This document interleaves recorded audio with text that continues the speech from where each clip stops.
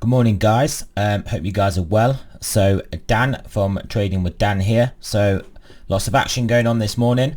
As you guys are probably aware, I'll keep this video short and sweet so we can all get back to our trading.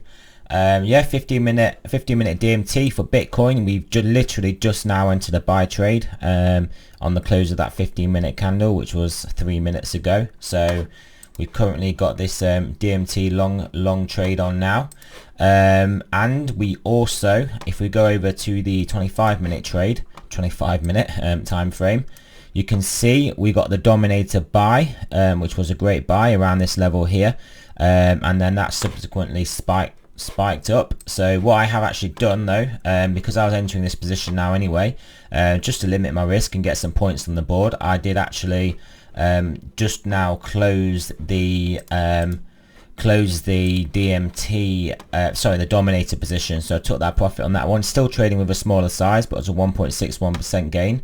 I may look to increase the size of the Dominator trades, but I'm still not 100% happy with how it's performing overall.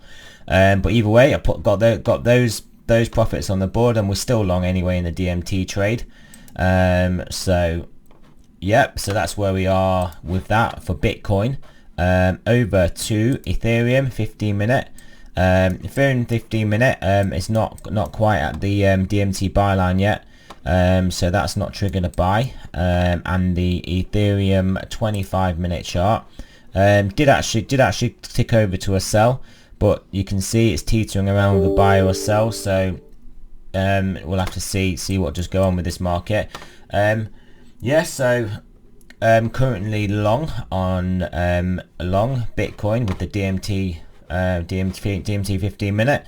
So we will see how this trend develops. I mean, I did say in yesterday's video we should realistically be looking for a test of the neckline of the head and shoulders. Obviously it's a bit of a wonky head and shoulders, so it's not the easiest one to draw exactly where the neckline will necessarily be, but it was anywhere around up to about the 8,500 level, maybe even 8,600. So potentially we're going to grind our way up to there, get rejected, and then maybe come down or maybe get through, but I don't think that's a likely scenario, definitely not initially.